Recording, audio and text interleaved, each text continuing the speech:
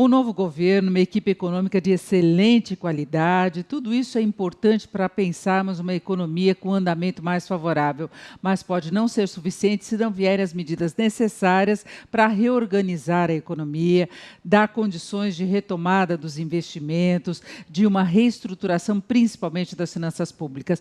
Por enquanto, o que nós temos mais é expectativa de que haja, de fato, alguma mudança mais relevante na política econômica que nos dê condições de confiar numa perspectiva de recuperação da atividade econômica, mas o mercado financeiro segue muito cauteloso. O relatório semanal Focus, divulgado nesta segunda-feira pelo Banco Central, trouxe uma nova elevação da previsão de inflação. Isso por conta da resistência que a inflação vem demonstrando nas últimas semanas, com os vários índices correndo acima do que era esperado. Isso aconteceu até com o índice oficial, o IPCA, não o fechado do mês passado, que ainda será divulgado nesta semana, mas a prévia da inflação. Cada vez é um problema. Nós tivemos aí problemas com relação à oferta de produtos por fatores climáticos, aumento de preços de commodities no exterior, também alimentos, isso pesa muito na inflação. Teve aumento autorizado do preço do cigarro, que entra na inflação, de medicamentos, e agora ainda vamos ter o reajuste pesado e acima da inflação dos planos de assistência médica. Então, tudo isso tende a segurar a inflação num patamar mais alto do que era projetado para este período, e o mercado financeiro, semana após semana, está aumentando um pouquinho a previsão do IPCA. Agora, a última projeção está em 7,12%. Vale lembrar que até poucas semanas atrás, o mercado cogitava a possibilidade de a inflação já deste ano ficar abaixo do teto da meta, que é 6,5%. Agora, esquece. Vai ser muito difícil a gente ter uma queda mais acentuada por todos esses fatores que eu citei. E ainda tem a questão da indexação, que é a inflação passada sendo repassada agora para preços, para serviços, para contratos. Então, tudo isso acaba realimentando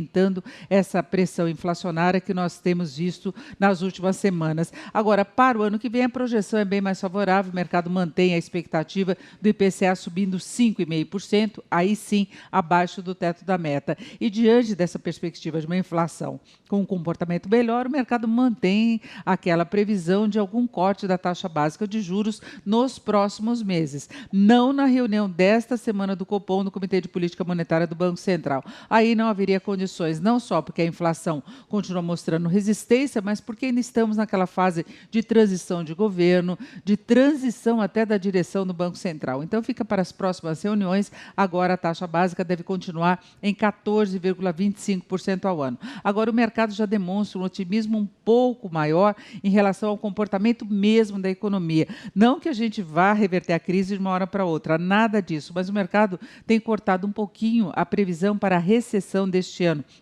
Agora se trabalha com a previsão de uma retração da economia, do PIB brasileiro, de 3,71%. Até pouco tempo atrás, o mercado falava em 3,88%, até 4% de retração. E melhorou um pouco a projeção para o ano que vem, contando com a possibilidade de uma expansão de 0,85%.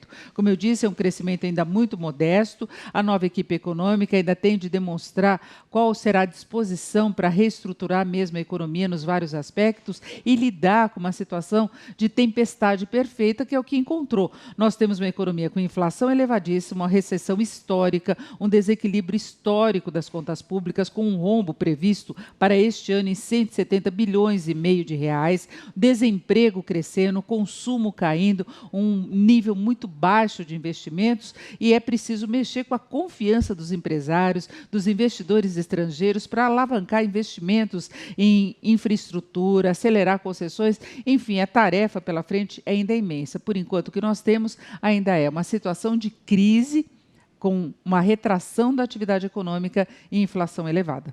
Se a economia brasileira está em retração, isso não é novidade. Só que saíram os dados oficiais pelo IBGE e houve uma queda no